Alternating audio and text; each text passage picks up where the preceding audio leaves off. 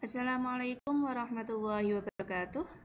Ya, selamat pagi semuanya. Bagaimana kabarnya hari ini? Semoga masih diberikan kesehatan sehingga kita bisa mengikuti perkuliahan secara online dengan mata kuliah yaitu manajemen keuangan. Di pertemuan ini nanti, yaitu di pertemuan keempat, kita nanti akan mempelajari secara bersama-sama yaitu tentang entitas bisnis dan laporan keuangan.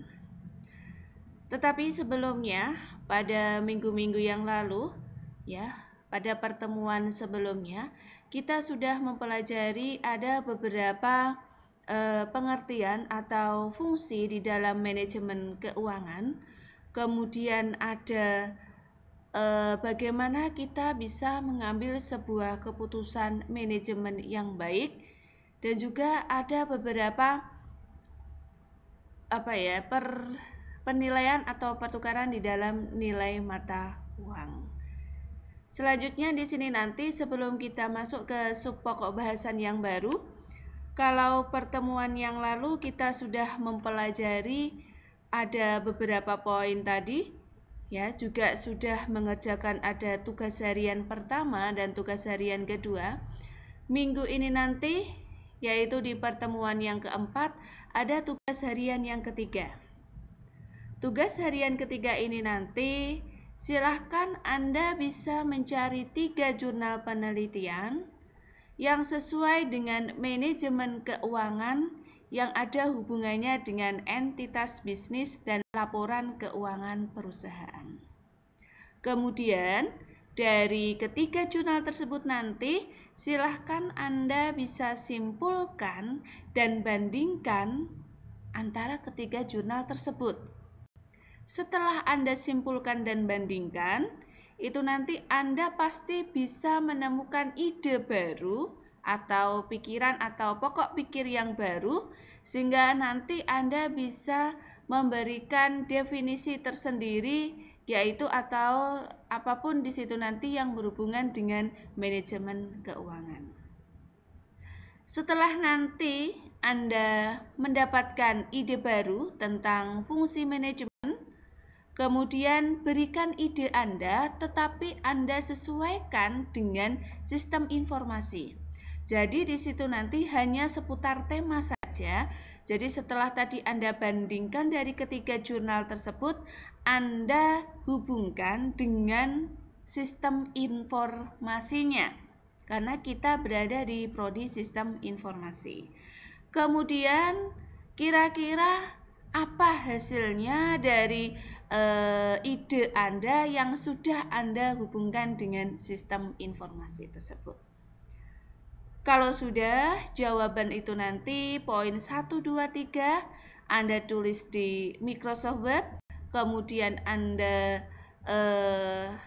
pindah di PDF, kemudian bisa upload di Sunan.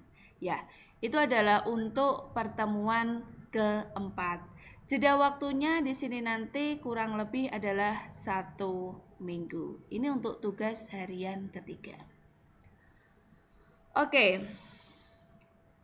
Setelah kita tadi membahas ada tugas harian yang ketiga, di pertemuan ini nanti kita akan membahas yaitu tentang fungsi manajemen keuangan dan analisis keuangan. Perbedaannya apa? Apa sih itu fungsi manajemen keuangan di dalam sebuah perusahaan? Di dalam manajemen keuangan, itu adalah banyak hal yang berkaitan dalam pembuatan keputusan. Keputusan yang dibuat itu berkaitan dengan keuangan. Contohnya apa?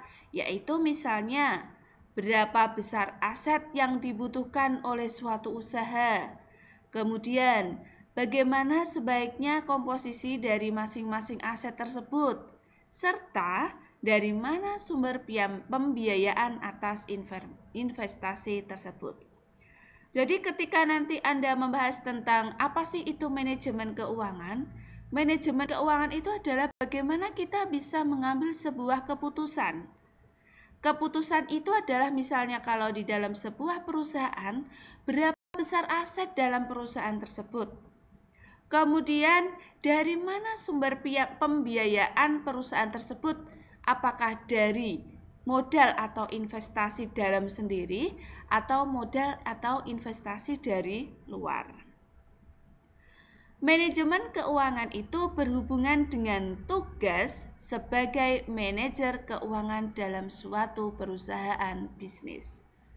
Jadi kalau manajemen keuangan itu pasti berhubungan apa? Ya pasti berhubungan dengan manajer keuangan dalam suatu perusahaan bisnis. Dalam perusahaan bisnis itu nanti pasti di dalamnya itu ada orang atau ada bagian yang bergerak di dalam manajer keuangan. Kegunaannya apa? Di situ nanti adalah fungsinya untuk mengatur atau mengendalikan keuangan dalam perusahaan.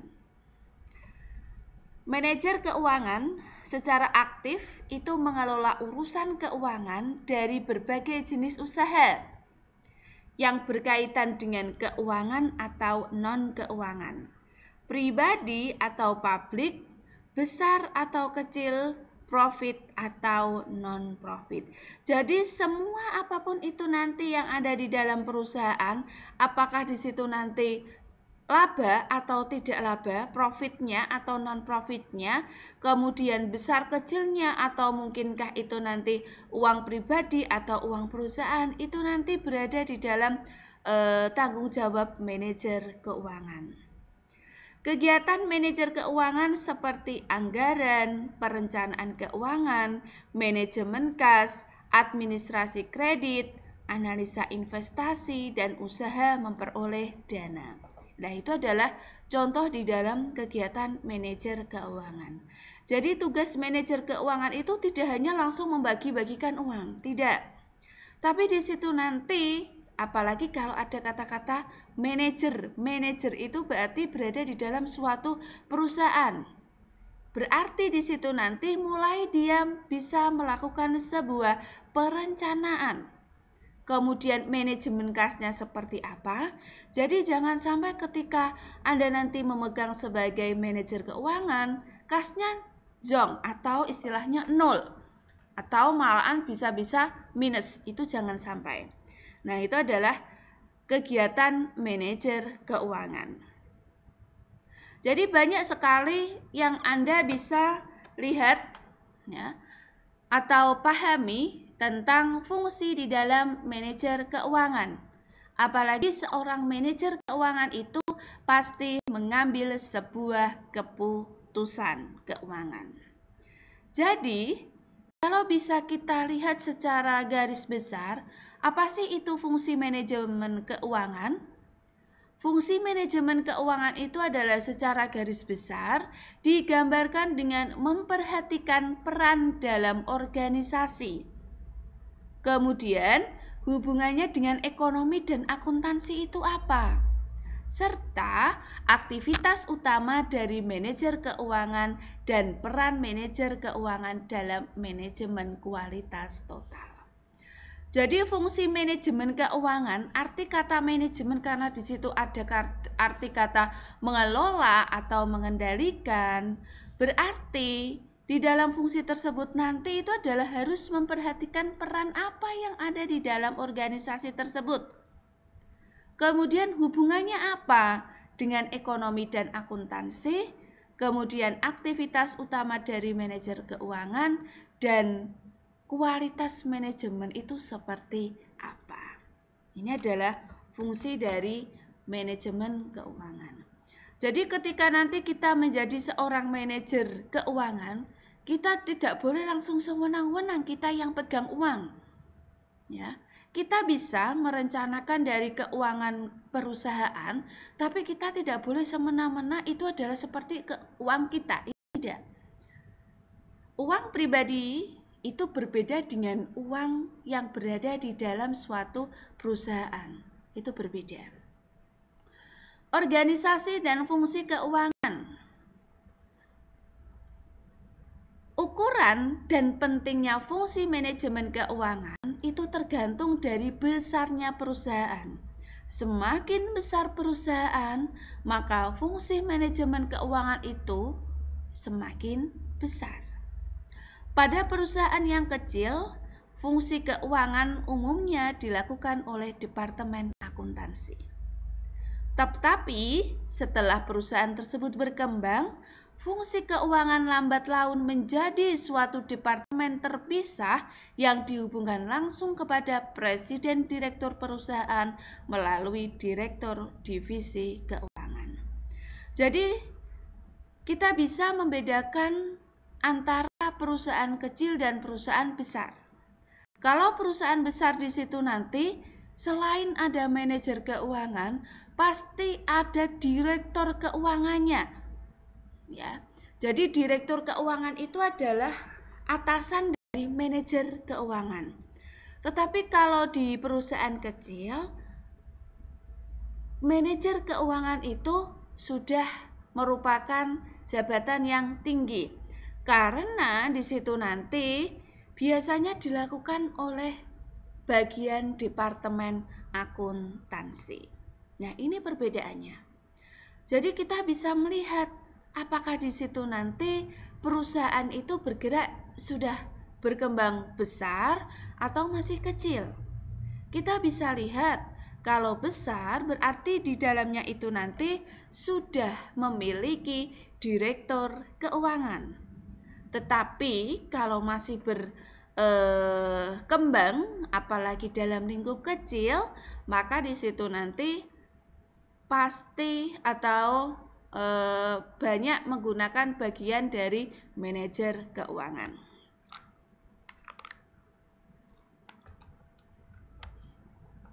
Kemudian, bagian utama dari perseroan terbatas, ya, ini adalah bagian utama dari suatu PT atau perusahaan berdasarkan dari struktur organisasi. Ada bermacam-macam bagian. Yang pertama itu adalah pemegang saham. Pemegang saham itu adalah pemilik dari perusahaan yang memberikan modal mereka dalam bentuk saham preferen dan saham biasa. Jadi kalau kita misalkan memiliki sebuah perusahaan, tetapi di situ nanti ada orang yang menanamkan saham.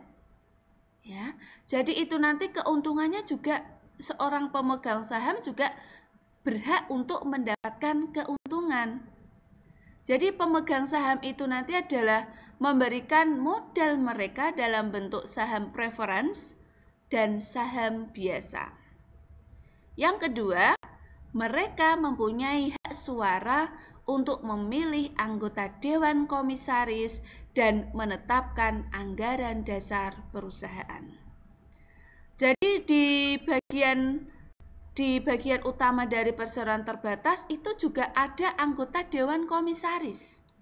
Untuk apa tujuannya? Itu nanti adalah bertujuan untuk menetapkan anggaran dasar perusahaan. Yang ketiga itu adalah dewan komisaris. Dewan komisaris itu adalah kelompok yang dipilih oleh pemegang saham perusahaan dan memiliki kekuasaan tertinggi dalam mengarahkan aktivitas perusahaan serta membuat kebijaksanaan umum. Jadi ada juga dewan komisaris, ya, itu nanti adalah yang memiliki kekuasaan tertinggi dalam mengarahkan aktivitas perusahaan. Dan yang keempat itu adalah presiden direktur atau direktur utama. Apa itu direktur utama? Pemimpin perusahaan yang bertanggung jawab untuk mengelola operasi perusahaan sehari-hari dan melaksanakan kebijaksanaan yang dibuat oleh dewan komisaris. Jadi presiden direktur itu ya malah atasnya dewan komisaris. Ya. Bagiannya apa? Bagiannya di sini nanti itu adalah pemimpin perusahaan yang bertanggung jawab untuk mengelola operasi perusahaan. Jadi urut-urutannya kalau kita bisa lihat itu adalah ada presiden direktur, kemudian ada dewan komisaris, kemudian ada direktur divisi keuangan, baru yang keempat itu ada manajer keuangan. Nah, itu adalah urut-urutannya yang ada di sebuah PT atau perseroan terbatas. Di dalam sebuah perusahaan, itu kita tidak akan lepas dari sebuah laporan keuangan. Laporan keuangan perusahaan itu diberikan kepada direktur keuangan yang dilakukan oleh treasurer, itu adalah fokus eksternal, dan controller itu adalah fokus secara internal. Jadi laporan keuangan itu nanti kita bisa lihat, kalau misalnya kita lihatnya itu adalah treasurer, itu berarti eksternalnya seperti apa. Laporan keuangan yang versi keluarnya seperti apa. Dan controller itu adalah untuk pengendalian yang ada di dalam suatu sistem, itu adalah fokus internal perusahaan. Contohnya apa? Di sini saya akan bisa memberikan contoh. Treasurer itu adalah menangani aktivitas pengelolaan dana. Seperti apa ya? Itu ada mengelola kas, mencari dana, mengelola kredit, membayar dividen, mengasurasikan, dan mengelola dana pensiun. Jadi, kalau bisa Anda pahami itu, treasurer itu adalah keuangan tetapi ditujukan keluar. Ya, membayar dividen, ya, membayar hutang. Berarti kan itu keuangannya nanti tidak digunakan di dalam sebuah perusahaan. Tetapi itu nanti keuangannya diberikan keluar, bayar. Kemudian asuransi. Berarti keuangannya itu nanti dibayarkan untuk membayarkan misalkan asuransi dari ketenagakerjaan, asuransi dari kesehatan. Itu adalah secara treasurer. Pensiun juga, karena pensiun ini nanti tidak fokus di dalam atau internal perusahaan. Karena kalau treasurer itu adalah mengelola kegiatan-kegiatan di luar perusahaan, contohnya tadi adalah dana pensiun, itu termasuk juga. Berarti itu nanti kita akan mengeluarkan dana, perusahaan akan mengeluarkan dana untuk dana pensiun, tetapi diberikan kepada bagian atau lembaga yang lain. Tidak langsung disimpan kembali di dalam perusahaan. Itu adalah treasurer. Kemudian bagaimana yang controller? Kalau yang controller itu adalah menangani aktivitas akuntansi tetapi yang berada di dalam perusahaan. Contohnya adalah menyiapkan laporan keuangan, melakukan internal audit, ya, kemudian daftar gaji atau upah pegawai, melakukan pembukuan, menyiapkan anggaran, menghitung pajak, dan kesemua kegiatan tersebut nanti itu dilakukan di dalam perusahaan, internal perusahaan tersebut. Ya, contohnya saja melakukan internal audit. Audit itu seperti kita akan mengevaluasi apa benar antara dokumen yang ada dengan kenyataannya. Nah, misalkan kita akan melakukan internal audit, berarti di sini nanti kita akan melihat transaksi tersebut berada di dalam internal perusahaan, tidak berada di dalam eksternal perusahaan. Nah, itu adalah contoh dari treasurer dan controller. Kemudian, hubungan keuangan dengan ekonomi. Emang ada ya, Bu ya, hubungan ekonomi dengan keuangan? Ada. Ya. Di sini kita bisa melihat beberapa definisi nanti atau analisa. Manajer keuangan harus memahami masalah ekonomi dan berjaga-jaga terhadap konsekuensi dari berbagai tingkat perubahan aktivitas dan kebijakan ekonomi. Jadi seorang manajer keuangan itu harus memahami masalah-masalah ekonomi yang ada di dalam suatu perusahaan. Tujuannya untuk apa? Agar dia nanti bisa berjaga-jaga perusahaannya itu aman atau tidak. Ya, siapa tahu kalau kita nanti lengah, perusahaan tersebut nanti tidak mendapatkan profit, ya, atau nanti ada berbagai perubahan tingkat aktivitas kegiatan yang terlalu melonjak, dan di situ nanti mengakibatkan perusahaan tersebut nanti tidak mendapatkan profit. Akhirnya perusahaan di situ nanti bisa gulung tikar. Makanya manajer keuangan itu juga harus memahami masalah-masalah ekonomi yang ada di dalam perusahaan itu apa. Masalah itu bisa timbul, ya, itu berada di dalam internal perusahaan maupun di eksternal perusahaan. Contohnya apa, Bu, ketika di internal perusahaan? Ya, contohnya aja ketika terjadi internal perusahaan itu ada salah pembukuan atau misalkan salah membuat laporan keuangan. Ya, kalau misalkan yang di luar atau eksternal perusahaan itu adalah tidak jalannya sistem pemasaran untuk sebuah barang atau produk. Nah, ini contohnya. Jadi kita harus bisa melihat manajer keuangan itu ya harus memahami tentang masalah-masalah ekonomi yang ada. Teori ekonomi sebagai pedoman untuk efisiensi operasi perusahaan. Contohnya, analisa penawaran dan permintaan. Kemudian ada strategi memaksimalkan dan teori harga. Itu adalah teori ekonomi. Jadi teori ekonomi, ya, kalau kita misalkan sering ngobrol gitu, wah, kita harus menerapkan teori ekonomi. Teori ekonomi itu apa? Ya, ada pedoman-pedoman dari efisiensi operasi dalam perusahaan. Ketika kita sudah menghasilkan sebuah produk, pasti produk di situ nanti ada analisa penawaran dan permintaan barang. Strategi mendapatkan laba yang banyak itu seperti apa? Nah, itu nanti berada di teori ekonomi. Dasar-dasar ekonomi utama yang digunakan dalam manajemen keuangan itu adalah analisa marginal. Apa itu analisa marginal? Yaitu dasar-dasar keputusan keuangan akan dibuat dan dilakukan hanya bila penambahan manfaat lebih besar dari penambahan biaya.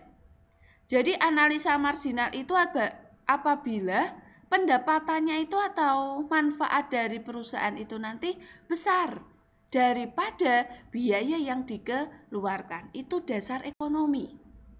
Ya, dasar ekonomi yang biasa digunakan di dalam manajemen keuangan itu adalah analisa marginal.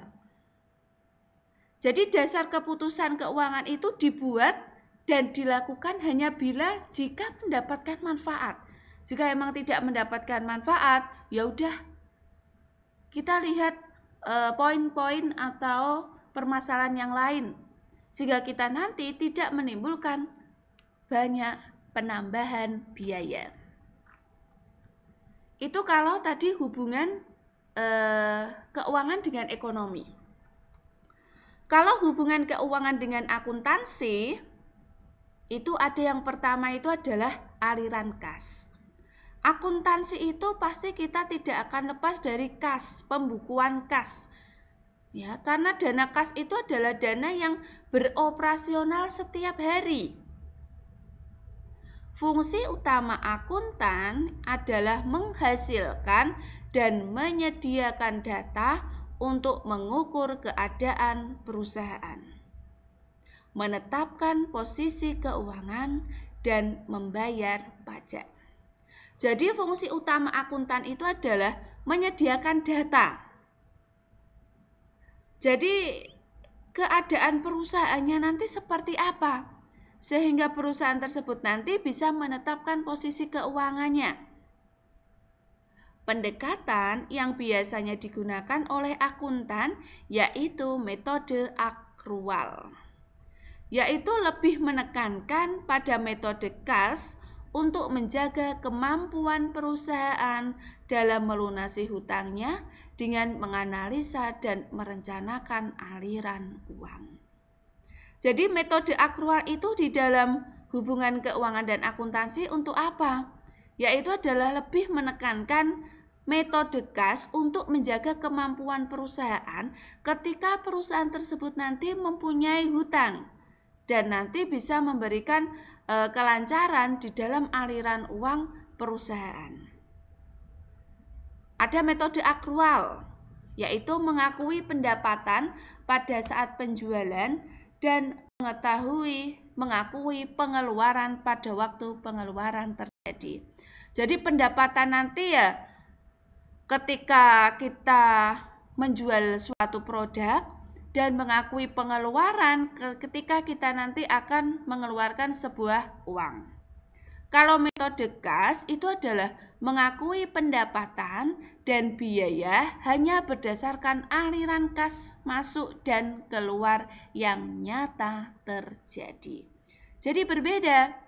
Kalau metode akrual itu berdasarkan apa? Berdasarkan pendapatan dan pengeluaran.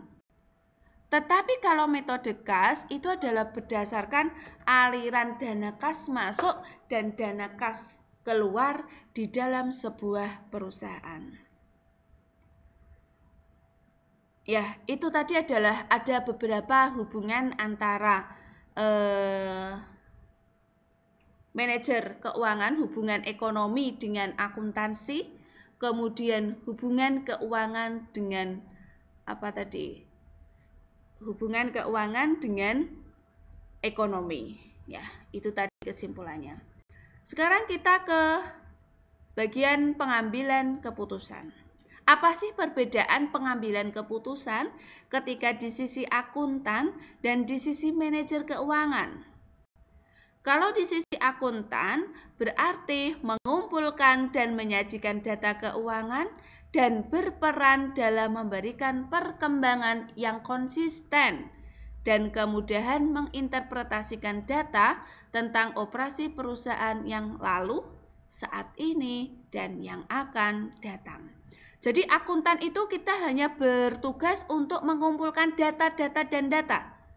Serta data-data yang sudah kita tadi dapatkan itu kita sajikan data keuangan ya. Untuk apa? Untuk perkembangan yang konsisten dalam perusahaan. Dan nanti operasi-operasi perusahaan itu nanti kita bisa buat ya, mulai yang lalu, saat ini, bahkan yang akan datang. Itu kalau akuntan. Berbeda dengan manajer keuangan. Kalau manajer keuangan itu adalah mengevaluasi laporan akuntan. Jadi apa tadi yang dibuat oleh akuntan itu akan dievaluasi oleh bagian manajer keuangan. Mengembangkan data tambahan dan membuat keputusan yang didasarkan atas perkiraan dari pengembalian dan resiko. Data tersebut digunakan setelah ada penyesuaian dan analisa sebagai input yang penting dalam proses pengambilan keputusan. Jadi, apa perbedaan akuntan dan manajer keuangan? Kalau akuntan di sini nanti itu adalah mengumpulkan data serta menyajikan data tersebut menjadi laporan yang sesuai. Baik itu nanti laporannya adalah untuk interpretasi data yang lalu, saat ini, dan yang akan datang. Tetapi kalau manajer keuangan itu adalah mengevaluasi laporan akuntan. Jadi apa yang dibuat oleh akuntan di situ nanti akan dievaluasi, kemudian nanti akan diperbaiki dan sekiranya jika ada penyesuaian maka akan dibuat analisa kembali yang lebih baik.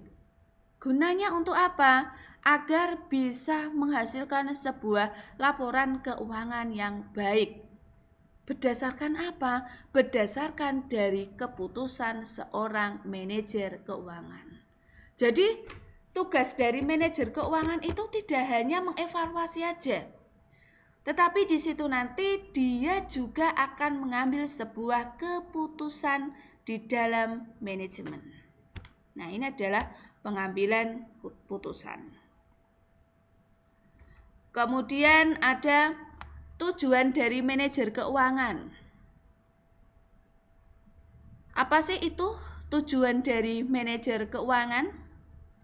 Aktivitas seorang manajer keuangan itu berhubungan dengan analisa keuangan dan perencanaan, keputusan investasi, dan keputusan pembiayaan investasi yang diambil untuk mencapai tujuan pemegang saham.